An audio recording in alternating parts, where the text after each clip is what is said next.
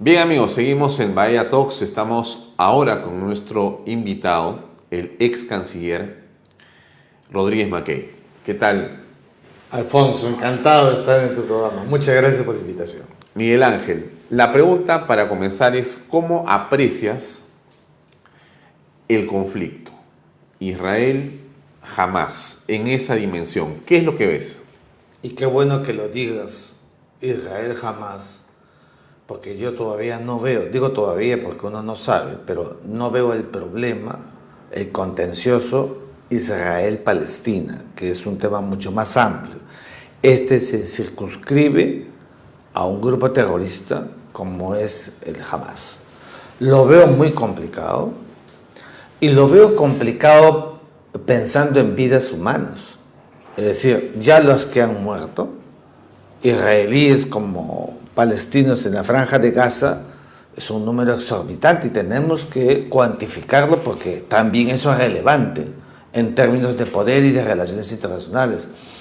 Y te digo esto porque es el enfrentamiento de un Estado contra un grupo terrorista.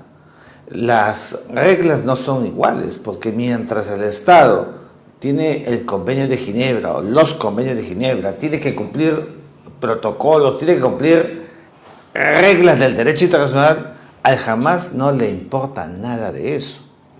Comprenderás que entonces la situación se ha ido de las manos, primero para el contexto mismo, y segundo para quienes han creído que esto iba a pasar de un día para otro. Como muy bien anunciabas preliminarmente, Israel está en estos momentos en un trabajo de inteligencia para acción militar. Aquí no hay diplomacia por estos días.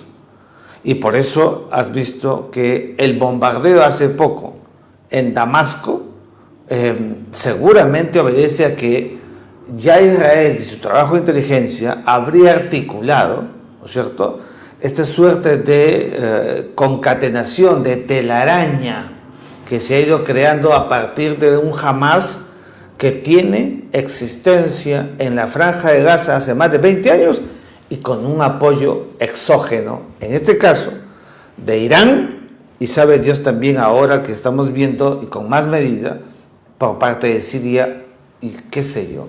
Ajá. O sea, lo que estamos apreciando es al Estado de Israel defendiéndose de un grupo terrorista Sí. que entró con el ánimo de generar terror.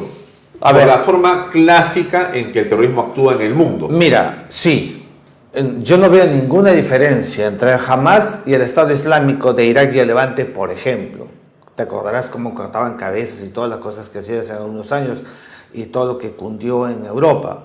Pero creo que el objetivo del Hamas va por dos cosas. Lo inmediato es que a través de todos los actos que vienen haciendo, busca frenar, frustrar la normalización de las relaciones a las que Israel está llegando con los países árabes. O sea, quieren retrotraer con sus actos a ese estado del año 47, 48, 50, 60, en que todo el mundo árabe estaba en contra de Israel. Eso ya no está pasando. No se vaya a creer en la opinión pública que el mundo árabe tiene reticencias a Israel. Han normalizado sus relaciones y sigue en ese proceso. Entonces, lo ha hecho con Bahrein, con Sudán, con Marruecos, con Emiratos, y lo iban a hacer hace poco con Arabia Saudita. Entonces, todo eso es demasiado para el Hamas, y hay que decirlo, su tentáculo directo exógeno es Irán. Entonces, la acción terrorista busca detener ese proceso sobre pretexto de que no se está viendo el tema de fondo, que es el problema palestino-israelí, el tema de territorios, que lo hemos conversado en algún otro momento, que es un tema que necesita, primero, contexto diplomático que no hay, actores válidos que tampoco hay, ni en Palestina, donde el gobierno de Ramallah no puede controlar al de la Franja de Gaza, que no es un gobierno, que es un grupo terrorista que domina, ni en Israel, también hay que decirlo, donde está Benjamin Netanyahu. Claro, ahora con todo este proceso, si sale victorioso se va a empoderar, pero tendrás que coincidir conmigo Pero ya hay un gobierno de unidad nacional en Israel. Hay un gobierno de unidad Entró la oposición y están ha juntos. logrado un estado de emergencia, Netanyahu, que lo ha empoderado, pues. Entonces, Bueno, pero para la guerra era indispensable. bueno, era indispensable. Lo que te quiero decir es que ese estado de guerra suponía un estado de emergencia, van a resolver el tema inmediato, la oposición se ha sumado, pero cuando llegue el momento diplomático, que no estamos hablando ahora, no sé si Netanyahu sea el hombre adecuado, pero en todo caso, en estos momentos, el gobierno de Israel está actuando como fuente ovejuna, todos a una, para acabar con el grupo terrorista del Hamas que controla la franja de Gaza. ¿Qué es lo que quieren hacer? La incursión militar más o menos va a seguir el mismo libreto, a mi juicio, que el que hizo Estados Unidos por legítima defensa también cuando entró en Afganistán y sacó a los talibán. Y creo que eso es lo que quiere hacer Israel. O sea, ya tomó esa decisión. Más de 1.200 muertos en toda la zona fronteriza los ha llevado a esa decisión. No puede ser que la franja de Gaza, desde el 2006, en que por elecciones legislativas llegaron al poder, con trampa, etcétera, Acabó la democracia. se mantengan en la franja de Gaza. Quieren ir a la raíz. De lo contrario, no podrían cambiar el escenario en la franja de Gaza. ¿Qué va a pasar con los secuestrados, con los rehenes? Todos, a mi juicio, van a ser liquidados. Te lo tengo que decir con mucha pena. Pero es que yo no veo una incursión militar, una fuerza delta como era en los años 80, ¿no es cierto? Y que el Hamas, que no sabe ni respeta reglas del derecho internacional humanitario, se quede de brazos cruzados. Lo primero que va a hacer es liquidar a todos los rehenes, que podrían ser más de 200, cuidado con eso. Y te estoy hablando de familias enteras. O sea, aquí no hay ya ni siquiera la oportunidad para pensar en canje, que era una práctica terrorista en el pasado. Si tú escuchas, como sabes, lo que ha dicho hace pocas horas Benjamín Netanyahu es que cada miembro de Hamas es un hombre muerto. Eso significa que van a ir con todo y por tanto ellos van seguramente a arremeter. Eso es lo que más me entristece. Pero estas reglas de la guerra no convencional por parte del yihadismo, por parte del Hamas, obligan a tomar acciones rápidas y efectivas. De lo contrario, esto se puede propalar, dispersar, cuando todos sabemos que el problema en el Medio Oriente, stricto sensu, siempre ha sido muy específico. ¿Qué pasa? Los portaaviones de Estados Unidos ya están en el Ya están los dos. Están ahí.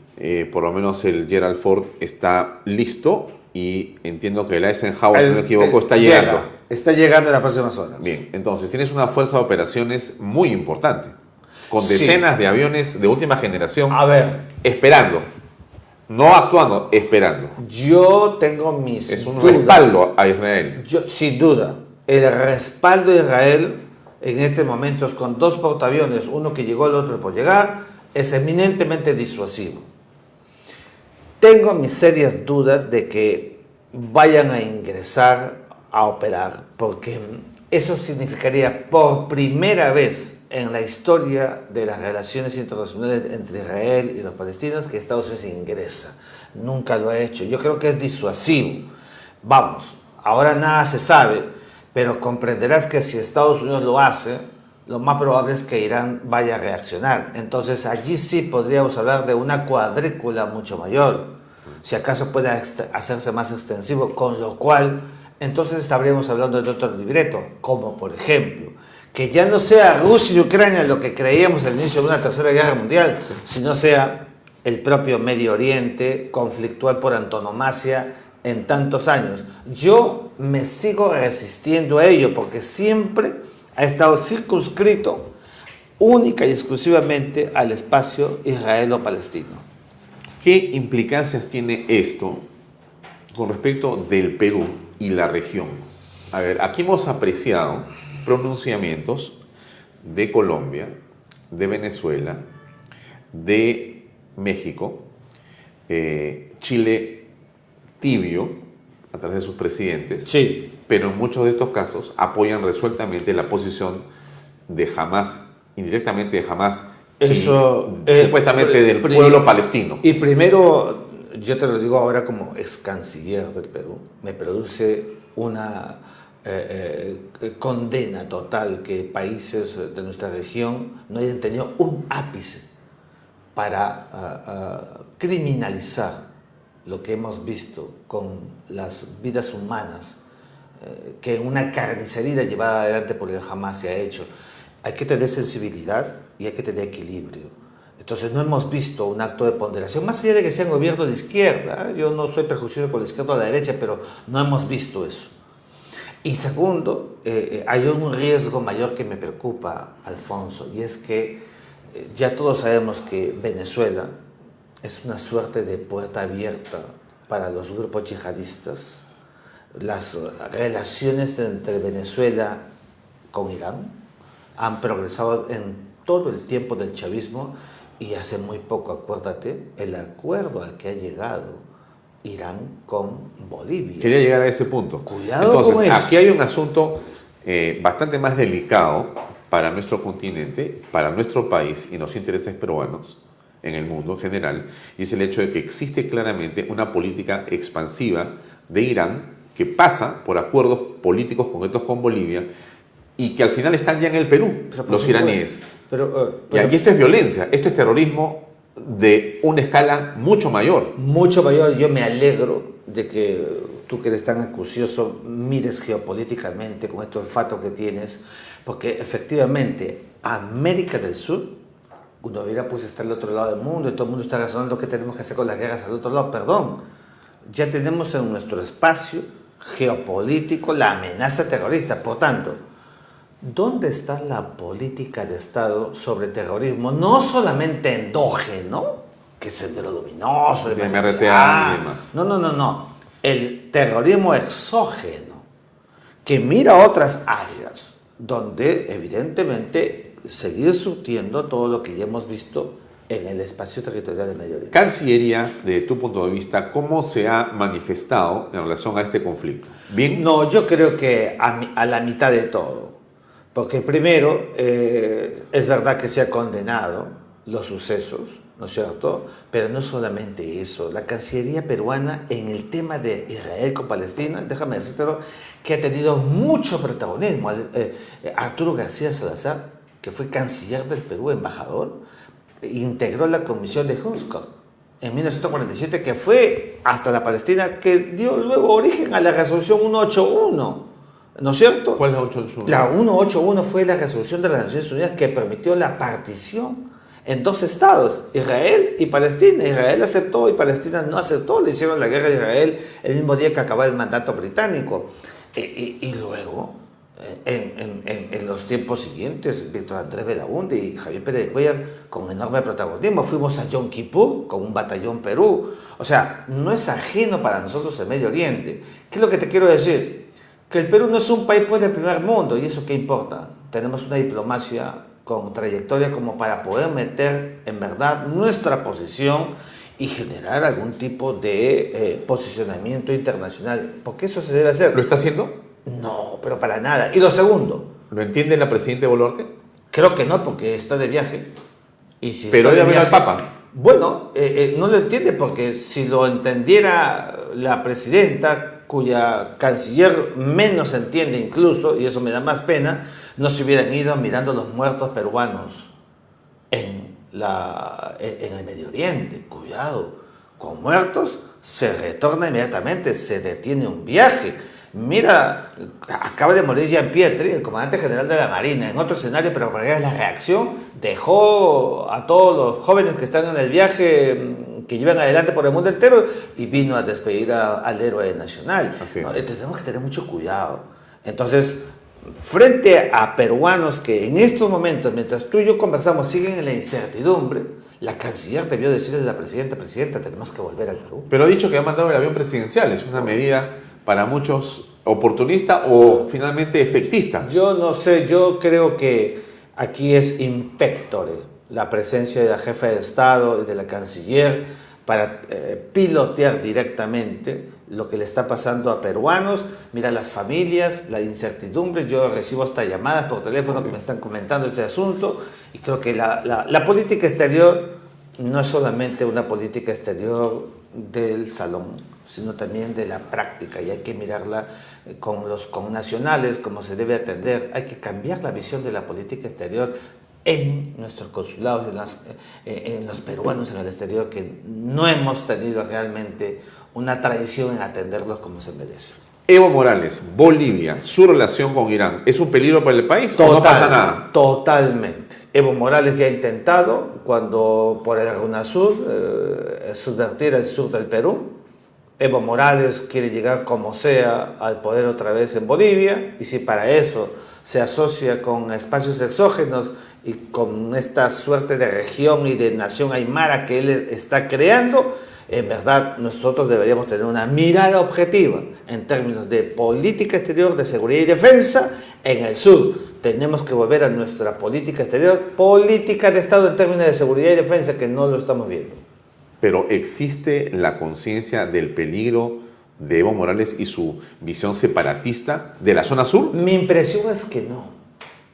Mi impresión es que no están tomando en serio este tema de fondo.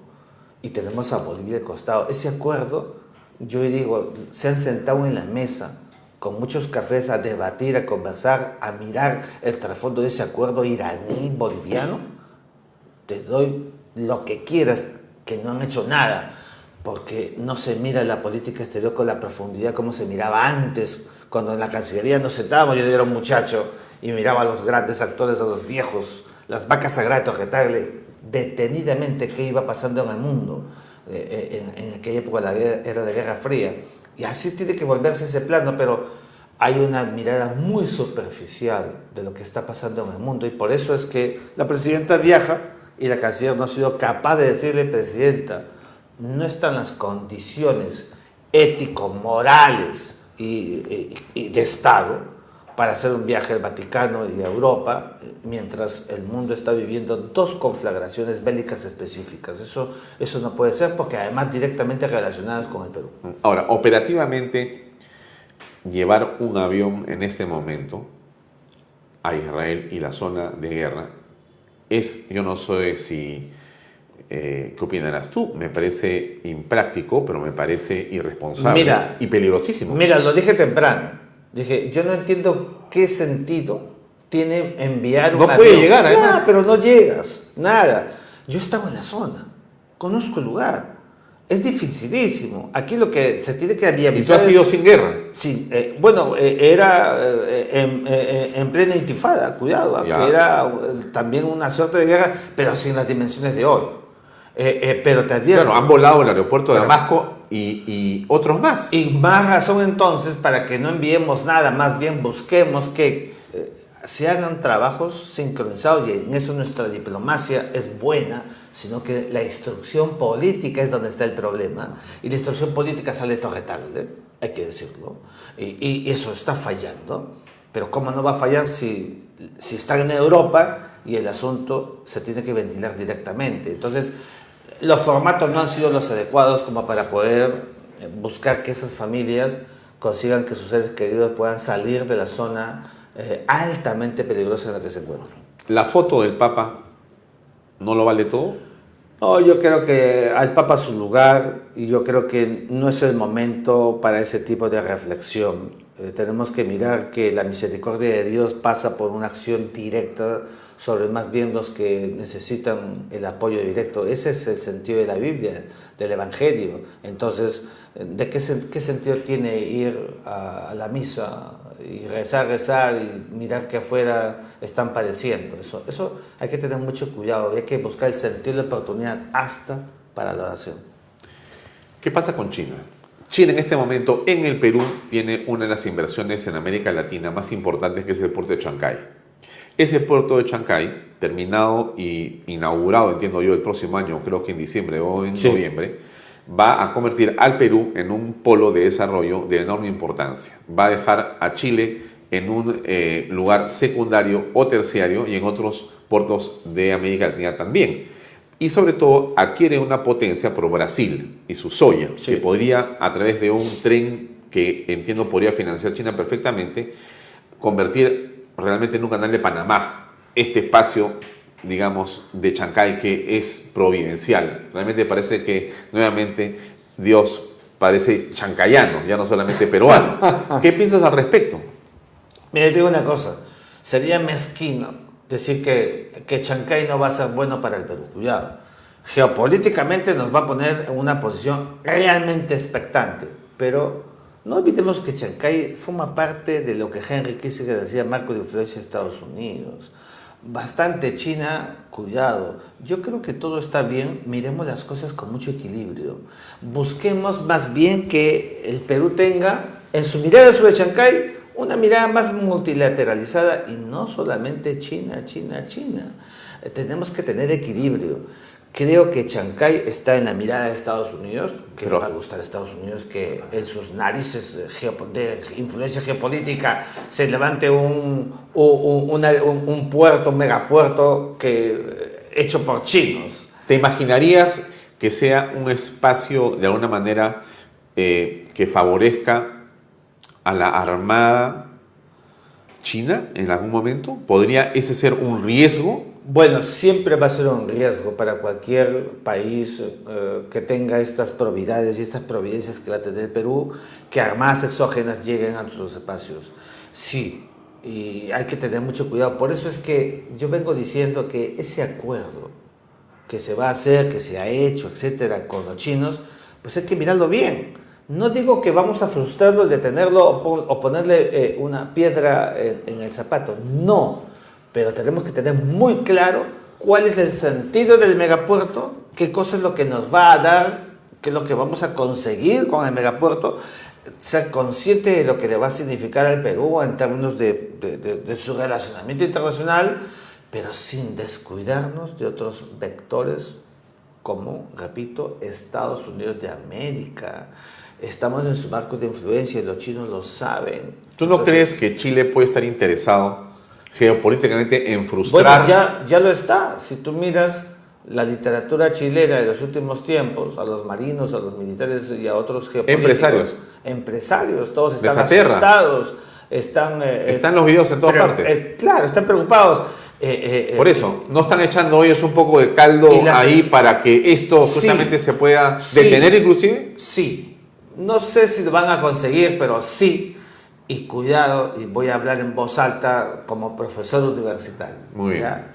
Yo creo que cuando estas cosas pasan, a veces los pretextos sirven para alentar conflictos, tensiones. Cuidado que si pudiera surgir algo en los próximos tiempos entre Perú, Chile, Chile, Argentina, etcétera, yo no los veo como fenómenos de la casualidad. En la geopolítica y las relaciones internacionales, el poder, primero que no tiene moral y segundo, todos quieren poder.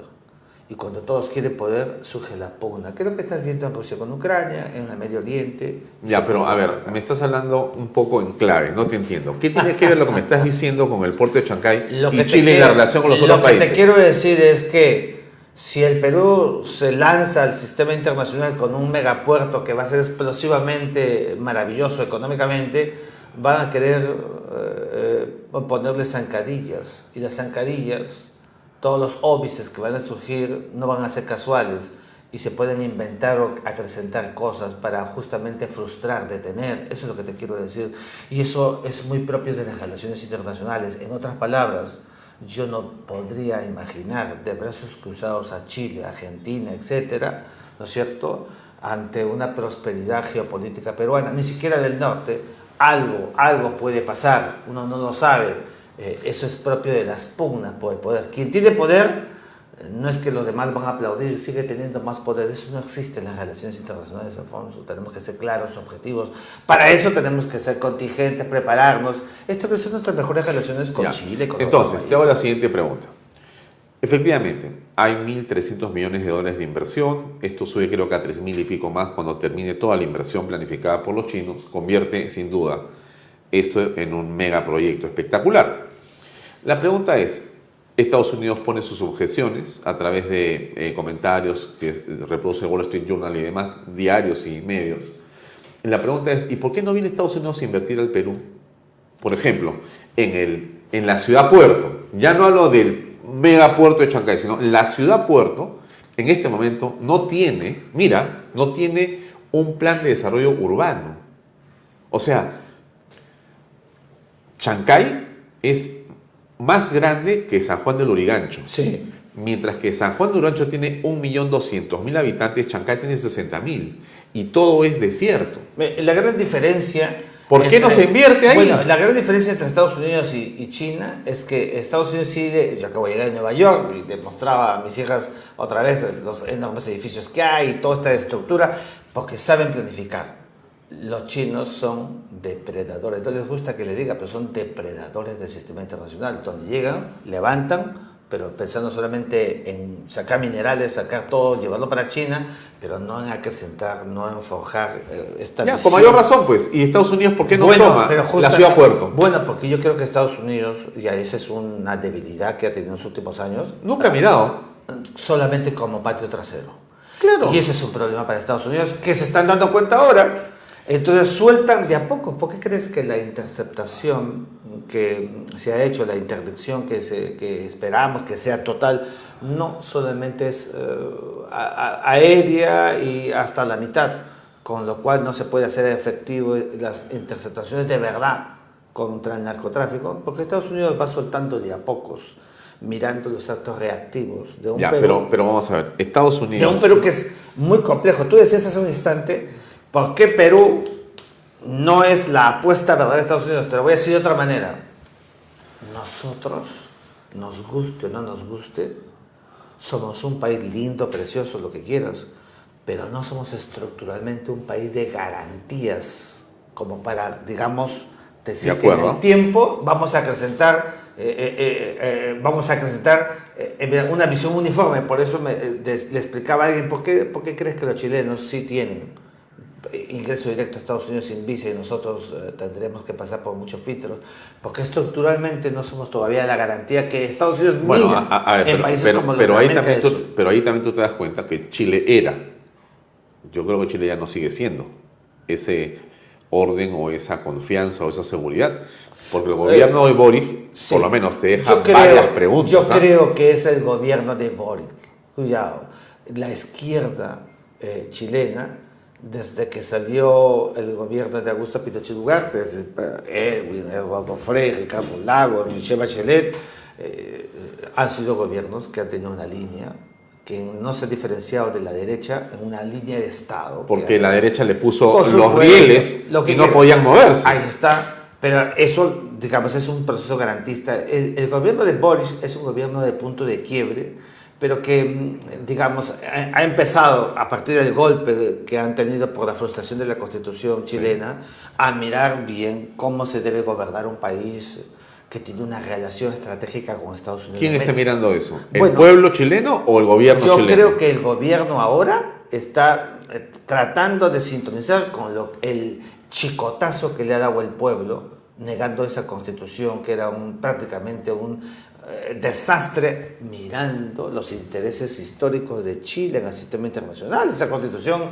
ha sido defenestrada y la que va a haber en diciembre ya va a responder a lo que la izquierda o la derecha chilena en esa visión de Estado ha querido y que, digamos, entra en correlato con... ¿Ves a Kast proyectado como presidente o figura fundamental en los próximos años?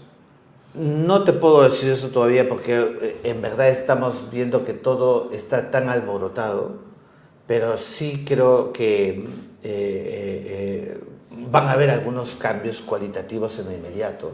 Yo preferiría mirar cómo se va cundiendo en América del Sur con los próximos procesos que vamos a ver en Argentina, que vamos a ver en Ecuador este domingo, para poder decirte cómo se va a ir formando el proceso ya... Pero podría ser que en Ecuador gane la derecha.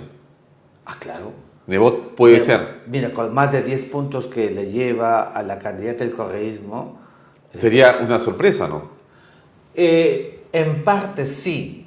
Pero ¿Positivo para ese pueblo, para el continente, para el contexto? Yo creo que sí.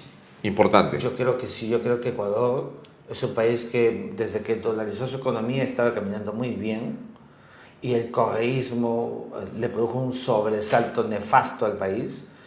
Creo que Lenín Moreno hizo lo que pudo y creo que al presidente actual, digamos, le faltó a Guillermo Lasso esta mirada más criolla de cómo debe gobernarse desde la derecha ecuatoriana, pero lo importante es que Ecuador no vuelva a ese libreto anterior parecido a esa que practicó en América Latina la izquierda dominada por esta mirada popular, del populismo, que le ha hecho mucho daño a nuestra región. Por ejemplo, Argentina con Milei podría ser una sorpresa en esta misma dirección. Yo creo... ¿Habría viento positivo? Por eso te decía, yo creo que sí. Por eso te decía, va a ser muy sintomático lo que pase en Argentina y lo que pase en Ecuador. Es muy sintomático. Milei está por delante, con todas sus locuras, con todos sus sobresaltos, porque es amorfo, porque es atípico, y eso es lo que la gente quiere el día de hoy en la región.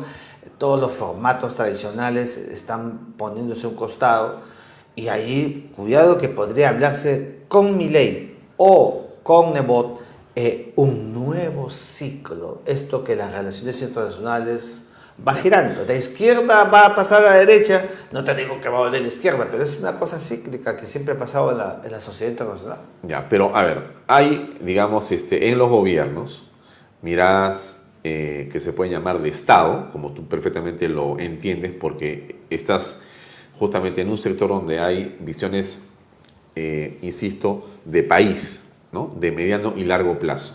Y hay visiones de gobierno, ¿no? Que son lo coyuntural. Por momentos, Estados Unidos parece confundido. Veo, o recuerdo si quieres, visiones de Estado y veo visiones de gobierno, ¿no? Hoy está John Biden del Partido Demócrata con una clara visión progresista en su manera de relacionarse. ¿Cómo crees que eso juega en este interés nuestro con respecto de regreso al tema de Chancay y al tema de China? ¿Cómo crees que juega eso ahí? Yo te quiero decir una cosa. Yo creo que Estados Unidos ya es consciente, bueno, siempre lo fue, pero digamos ahora más mirando todo el libreto, de cómo ha perdido cancha en América Latina. O sea, un espacio geopolíticamente natural para Washington lo ha perdido, lo sigue perdiendo por la vorágine china. O sea, los chinos han creído que la franja y la ruta es la ruta de la seda del pasado, y les ha dado todo el resultado que esperaron mirando desde los tiempos de Deng Xiaoping. Bueno, todo eso Estados Unidos está mirando y dice, ¿y ahora qué hacemos?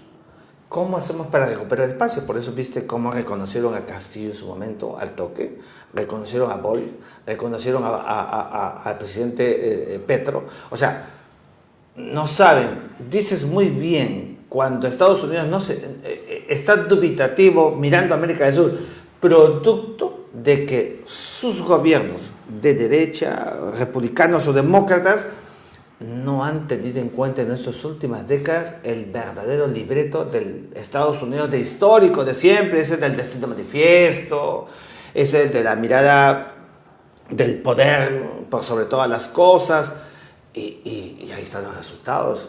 Entonces, ¿qué hacen ahora? Empiezan a generar, a recuperar espacios, y ya ves que hay algunas cosas consumadas.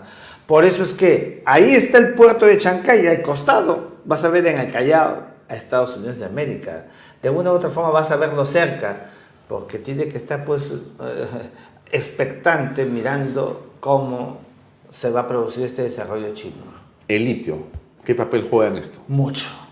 Yo creo que el litio hoy es casi ya como el agua, apetecido por todo el planeta. Y el cobre, ¿no? Claro. O sea, porque resulta que decían, no, ya la era del cobre concluyó, perdón. No. Para todo lo eléctrico, el cobre termina siendo de una potencia y una utilidad impresionante. Hoy día, el que tenga más litio será la gran potencia en el planeta.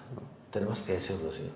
Y vas a ver tú cómo hasta la India, que nadie le está mirando en estos momentos, que podría ser, como muchos dicen, para el 2100, 2120, la nueva superpotencia, está pensando en litio. Todos quieren litio. Y entonces, como todos quieren litio, ¿quiénes tienen litio? Ahí está, pues, los países de nuestra región que tienen litio, llamarán más la atención y generarán todo este marco de cosas de ida y vuelta, donde los actores preeminentes del sistema internacional van a ingresar y nos van a apretar, nos van a presionar. Por eso es que necesitamos gobiernos con carácter. ¿Pero qué es un gobierno con carácter? ¿La señora Boluarte? No, ¿El señor Otárola? Eso no es carácter. Un gobierno con carácter es un gobierno que sepa con perspectiva qué cosa le espera al Perú en 2, 5, 7, 15 años. Pues es un hombre de Estado.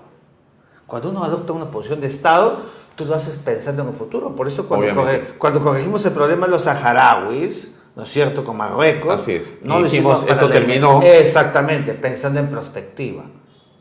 Y que este gobierno, por supuesto, ha confirmado lo que yo hice como canciller. Pero eso es carácter. No, carácter no es coger y golpear la puerta, la mesa, no. Carácter es tener poder para distribuirlo con eficacia y efectividad según los intereses del Estado en el sistema internacional. Lamentablemente no hemos tenido suerte en los últimos años con nuestros gobernantes, te lo tengo que decir. No hemos tenido, ni siquiera con Castillo, que me nombró canciller de la República y le agradezco por eso, pues nunca vas a ver de mí una sola palabra contra su persona, pero ni él ni ninguno de los anteriores. ¿Cuánto tiempo fuiste canciller? Casi 40 días. ¿Cómo fue tu experiencia con Castillo? Yo tuve una buena relación con él. Bueno, pero a ver, a mí me parece que quizá eres bien generoso y muy educado. No, yo te pero, digo... Pero tener una buena relación con quien no entiende algo, mira, podría ser bastante yo te digo permisivo. Yo te digo una cosa, generoso. cuando yo conversé con él, vi que no entendía el país. Y, claro. Y sentí que tenía que apoyar. Ahora, no entendía el país y mucho menos el mundo. Bueno, a eso voy.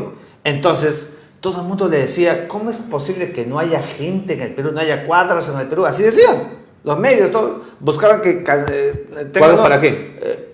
Para que estén en el gobierno. Para que apoyen al gobierno que se caía. Ya. Entonces, cuando yo converso con el presidente, yo lo vi... Mucha gente te ha criticado, ¿no? Lo vi muy desorientado. Mucha gente te ha criticado. Así, claro. Te han dicho oportunista. Bueno, es que no entienden lo que es ser un hombre de Estado. Mira, yo trabajé con Fujimori, trabajé con Paniagua, trabajé con Alejandro Toledo, trabajé con Alan García. Yo soy un hombre de Estado, toda mi vida he trabajado en la Cancillería para todo, mirando el tema de la Convención del Mar, mirando el tema de La Haya, mirando el tema de Ecuador. Soy un hombre de Estado. Y como hombre de Estado, siempre me he debido a esta mirada. Aquí en el Perú, entender eso, estamos en época de los picapiedras, Alfonso. Y entonces, regresamos a Castillo para terminar la entrevista.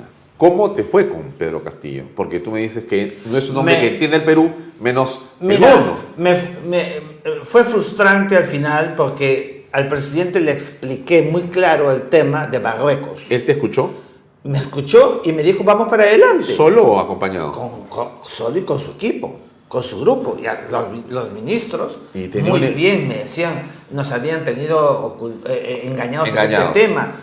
Y cuando después a los 20 días sale un tuit, en verdad, dejando el canciller sin piso, ¿qué debe ser un hombre de Estado ante esa situación? Retirarse, pues.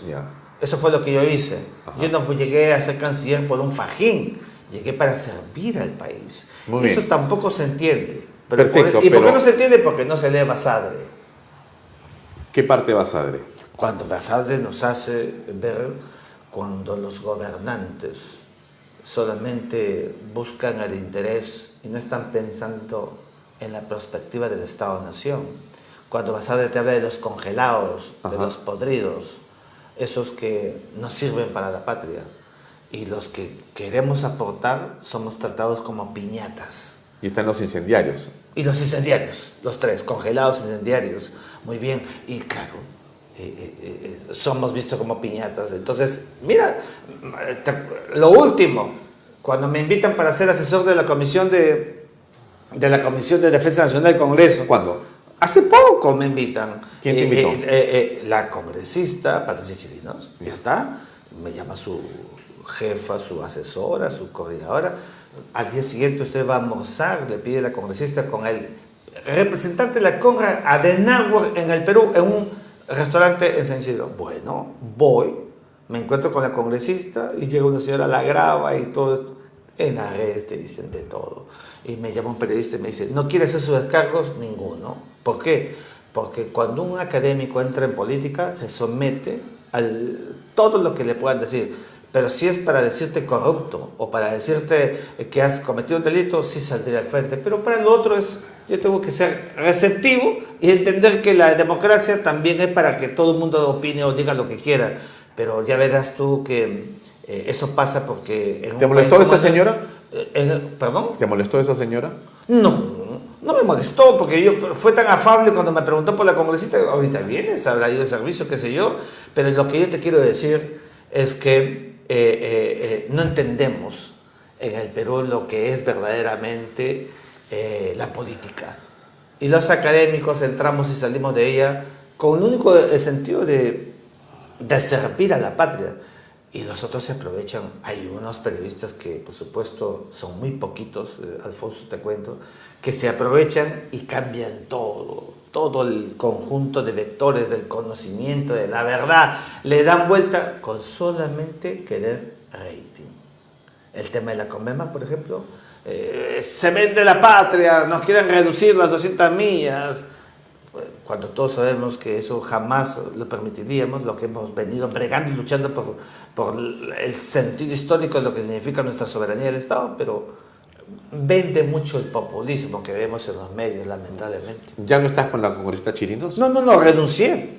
Renuncié porque no comparto algunas cuestiones centrales y decidí de manera personal alejarme de los políticos cuando tienen sus formatos y no son los que a mí me animan, que son los de Estado, mirando al país.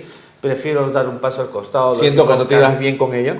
No, yo tengo por ella estimación, aprecio, así que no hay nada personal. Pero lo que te quiero decir es que los políticos en general, de nuestra cultura social inmediata, creo que todavía no entienden lo que es el servicio al Estado mirando ontológicamente el país, porque no leen. Si leyeran, tendremos otra clase política. Eso es lo que nos pasa a los peruanos. Y los académicos, que entramos y salimos, otra vez somos pues la piñata de las redes sociales. Y si entramos en política, hay que ponerse bien y aceptar todo, porque eso es parte de la vida política de un país. Muy bien, Miguel Ángel, muchas gracias por acompañarnos hoy día en Bahía Talks. A ti muchas gracias por la invitación. Muchas gracias. Muy amable. Amigos, eso es todo por hoy. Nos despedimos. Nos vemos mañana a las 6:30 en punto.